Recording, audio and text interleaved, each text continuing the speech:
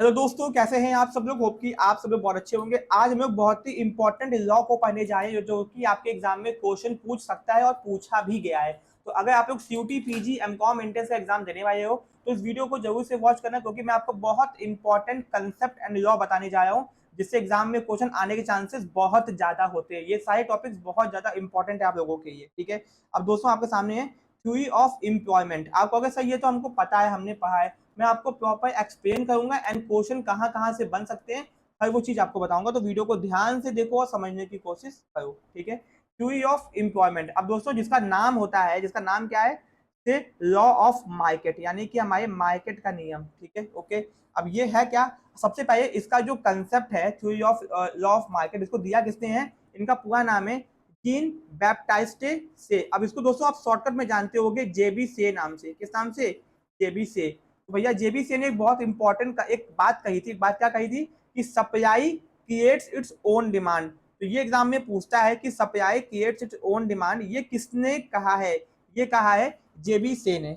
और दोस्तों ये थ्योरी ऑफ एम्प्लॉयमेंट का ही पार्ट है। यानी जेबी से ने कहा कि जो सप्लाई है वो अपनी खुद की डिमांड क्रिएट करती है, ठीक है। अब दोस्तों इसको एक्सप्लेन करते हुए समझते हैं कि ऐसा इन्होंने कहा क्यों था, इसका लॉजिक क्या है कि कैसे सप्लाई अपनी खुद की डिमांड क्रिएट करती है। देखते हैं एग्जाम्पल।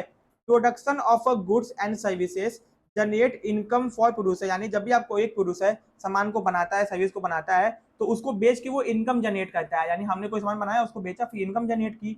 फिर ये इनकम जो होती है हम खर्च करते हैं गुड्स एंड सर्विसेज, ठीक है। वापस से आप मान लो मैंने कोई इनकम कमाई तो मैं जाके मोबाइल खरीदूंगा, मैं जाके कोई सामान खरीदूंगा, कपड़ा खरीदूंगा। तो मैंने क्या किया, वापस से जाके मार्केट में डिमांड किया। यानी जब एक इंसान कोई सामान बना के उसको बेचता है, उससे उसको इनकम होती है, फिर उसी इनकम को जाके वो मार्केट में खर्च करता है, तो फिर से वो क्या करेगा, मार्केट में डिमांड कर है। therefore whatever is produced will be consumed and ensuring full employment in the economy। यानी आपने जो भी क्या बोलते हैं प्रोड्यूस किया है वो कंज्यूम हो गया एंड मार्केट में क्या है, फुल एम्प्लॉयमेंट है। अभी आपको समझ में नहीं आएगा, मैं आपको और एग्जांपल लेके समझाता हूँ। एग्जांपल, एक फार्मर था, उसने प्रोड्यूस किया वीट, गेहूं प्रोड्यूस किया, जाके उसने मार्केट में बेच दिया। The income he earn use to, उसने जो इनकम कमाई उससे उसने कपड़ा खरीदा, टूल खरीदे और अदर सामान खरीदा। द स्पेंडिंग, जो उसमें स्पेंडिंग किया, creates demand for other goods. तो क्या हुआ, दूसरे सामान की डिमांड हो गई ना। Okay, keeping the economy active, और इसी से इकोनॉमी जो होती चलती है। सिंपल सी बात है, हम लोग सामान बनाते हैं, उसको बेचते हैं, फिर क्या बोलते पैसा कमाते हैं, फिर उस पैसे को खर्च कर देते हैं। तो जो सप्लाई है वो क्या कर रही है, एक तरीके से डिमांड को क्रिएट कर रही है। यानी मार्केट में सामान बिकेगा तो इनकम होगी, इनकम होगी तो दूसरे सामान की डिमांड होगी। इसी ये जेबी से ने कहा था, जो सप्लाई होती है, जब बिजनेसमैन सामान को बेचता है तो उसके कारण दूसरे सामान की डिमांड क्रिएट हो जाती है। यानी जब एक सामान को सप्लाई करते हैं, बेचते हैं, तो जो दूसरे सामान होते हैं उनकी डिमांड हो जाती है। क्यों, क्योंकि इसको बेचने से इनकम जनरेट होती है, और इनकम जब जनरेट होगी तो उस पैसे से हम लोग सामान को खरीदना चाहेंगे, तो डिमांड क्रिएट हो जाएगी। अब दोस्तों कुछ एजम्पशन देख पाया। नो गवर्नमेंट इंटरफेरेंस, कोई भी गवर्नमेंट इंटरफेयर नहीं करेगी, ठीक है। फ्री मार्केट इकोनॉमी, मार्केट क्या फ्री होगा विथ फ्लेक्सिबल प्राइसेस, यानी डिमांड और सप्लाई की मदद से सामान के दाम डिसाइड किए जाते हैं। सेविंग आर ऑटोमेटिकली इन्वेस्टेड, यानी सेविंग जो होती है वो आपकी ऑटोमेटिक इन्वेस्ट हो जाएगी। नो होर्डिंग्स ऑफ मनी, कोई मनी की होर्डिंग नहीं करेगा, यानी मनी अपने घर में छुपा के नहीं रखेगा, कालाबाजारी नहीं करेगा, उस पैसे को खर्च करेगा, ठीक है। परफेक्ट कंपटीशन होना चाहिए मार्केट के अंदर। तो ये पूछ देगा एग्जाम में आपसे एजम्पशंस, तो एजम्पशन ध्यान में रखना। अब दोस्तों इस प्रिंसिपल का कमियां क्या क्या है। Ignore the possibility of over production and unemployment. अगर भैया देखो ये सब कुछ हो रहा है मार्केट में, क्या है, इंप्लॉयमेंट 100% है। क्या है, यहाँ पे आपको मैंने कहा था ना, देखो ऊपर बात बताई गई थी आपको, फुल एम्प्लॉयमेंट यहाँ बात की गई थी, ठीक है। तो याद रखना कि इनके कंसेप्ट में इन्होंने एज्यूम किया था कि मार्केट में इकोनॉमी क्या है, फुल एम्प्लॉयमेंट, यानी सबको नौकरी मिली हुई है, सब लोग काम कर रहा है और क्या बोलते हैं पैसा कमा रहा है। उस समय ऐसा हो रहा है। अब खुद सोचो क्या कभी पॉसिबल है कि फुल एम्प्लॉयमेंट होगा, अगर फुल एम्प्लॉयमेंट के अंदर भी जीरो अनएम्प्लॉयमेंट होती है, ठीक है। तो भैया सबसे पहली बात तो इन्होंने ओवर प्रोडक्शन की बात को इग्नोर कर दिया, और क्या बोलते हैं अनएम्प्लॉयमेंट की बात को इग्नोर कर दिया। assumed automatic investment of saving which may not always happen, और ऑटोमेटिक आपकी सेविंग हो जाएगी, हर बार आप सेविंग करोगे ही करोगे, इस बात की कोई गारंटी होती है, नहीं होती है। Did not consider the role of government in managing economic stability, और भैया गवर्नमेंट क्या कहती है, इकोनॉमी के अंदर कुछ भी ऊपर नीचे होता है तो उसको मैनेज करती है ना, इस बात को भी इग्नोर किया गया है। ये तीन सबसे बड़ी कमियां हैं इनकी, ठीक है। तो अब यहाँ पे दोस्तों क्लासिकल थ्योरी ऑफ एम्प्लॉयमेंट, यहाँ पे क्लासिकल थ्योरी ऑफ एम्प्लॉयमेंट भी देख लेते हैं। क्लासिकल थ्योरी, क्लासिकल इकोनॉमिक्स जो कौन कौन से कहते हैं, एडम स्मिथ हो गया, डेविड रिकार्डो हो गया, जेबी से हो गया, इनका मानना था economy is self regulating. Economy क्या है, सेल्फ रेगुलेटिंग होती है, अपने आप चलती है, and always tends to toward full employment, and जिसके कारण मार्केट के अंदर फुल एम्प्लॉयमेंट होती है।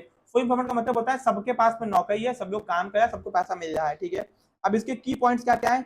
फुल एम्प्लॉयमेंट का मतलब क्या होता है? इकोनॉमी जो चलती है हमेशा फुल एम्प्लॉयमेंट पे चलती है due to flexible wages and prices, क्योंकि मार्केट के अंदर सब लोग नौकरी कर रहे हैं, क्योंकि देखो सबको खाने की पैसा चाहिए, पैसा इन द सेंस कि पैसा आएगा तो सामान खरीद के खाएंगे ना, इसीलिए सबको काम तो करना ही पड़ेगा, इसीलिए जो पैसा मिलता है सब लोग उस पर काम करता है। तो कोई भी आज के टाइम पे एक तरीके से बेरोजगार तो नहीं है, कुछ ना कुछ तो वो कर ही रहा है, बट दोस्तों ये कहने की बात होती है। फुल एम्प्लॉयमेंट का मतलब सबके पास में नौकरी है, बट तब भी कुछ लोग बेरोजगार होते हैं। तो दोस्तों वेज फ्लेक्सिबिलिटी का मतलब होता है इफ देयर इज अनएम्प्लॉयमेंट, अगर अनएम्प्लॉयमेंट है वेजेस विल फॉल, अगर मार्केट के अंदर अनएम्प्लॉयमेंट है, बेरोजगारी है, तो वेजेस क्या होगा, यानी कि मजदूरी कम मिलेगी। अब ज्यादा लोग अगर बेरोजगार होंगे तो मार्केट में ज्यादा लोग काम करने के रेडी होंगे, तो वो कम पैसे में काम करने को रेडी हो जाएंगे, ठीक है। जिसके कारण क्या होगा, encouraging employer to hire more worker, अब हम ज्यादा लोगों को काम पे रख पाएंगे। बट अच्छी बात क्या है यहाँ पे बिजनेसमैन के लिए, तो उनको सस्ते दाम पे लोग मिल जाएंगे, क्योंकि ज्यादा लोग बेरोजगार थे। Example, if a factory has fewer order and से एंड ये ऑफ वर्कर, फैक्ट्री के पास में ऑर्डर अगर कम है तो वो क्या करेगा, वर्करों को नौकरी से निकाल देगा। द अनएम्प्लॉयड वर्कर में एक्सेप्ट लोअर वेजेस, अब जो बेरोजगार हो गए हैं वो कहीं और जाएंगे और सस्ते पैसे में काम करने को रेडी हो जाएंगे। इसके कारण क्या होगा, this makes its cheaper for company to hire encouraging more employment again. इससे क्या होगा कि अब लोगों को नौकरी तो मिल जाए, बट दिक्कत क्या है कि पैसा कम मिल जाए, क्योंकि ज्यादा लोग बेरोजगार हो गए हैं। तो भैया सिंपल सी बात है, ठीक है।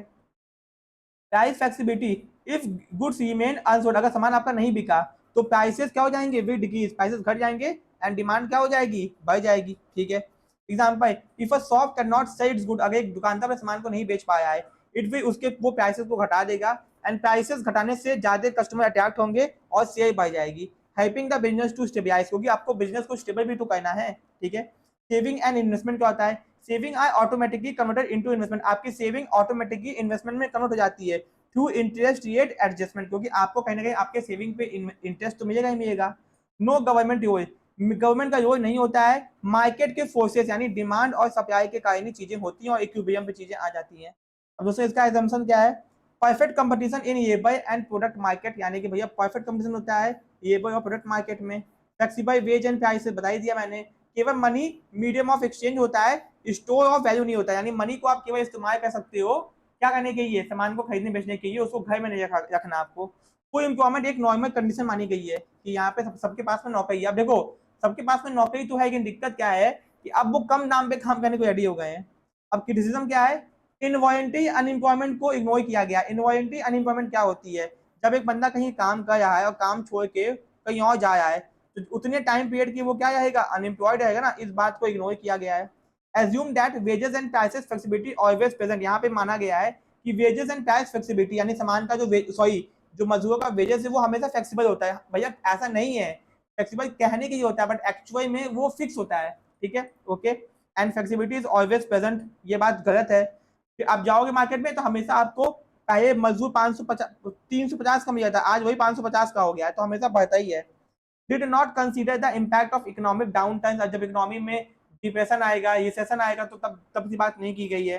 Since later criticise this theory, उन्होंने बाद में क्रिटिसाइज किया, stating that demand influence employment level, तो डिमांड के कारण एम्प्लॉयमेंट लेवल में चेंजेस आती है, क्योंकि जब देखो डिमांड ज्यादा होगी ना तो ज्यादा नौकरियां भी तो होंगी, डिमांड ज्यादा तो बिजनेस इन्वेस्ट ज्यादा करेंगे, इन्वेस्ट ज्यादा करेंगे तो प्रोडक्शन ज्यादा होगा, प्रोडक्शन ज्यादा होगा तो ज्यादा वर्कर चाहिए, ठीक है। तो ये आपको समझ में आ गया।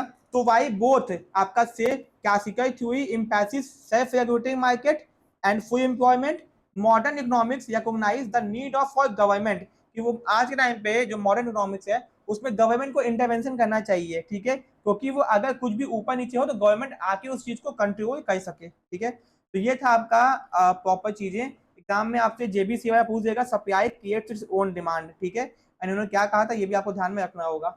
होप कि आपको समझ में आ गया होगा, बहुत ही सिंपल सा वीडियो है, वीडियो को ध्यान करना, चैनल को सब्सक्राइब करना। Thank you so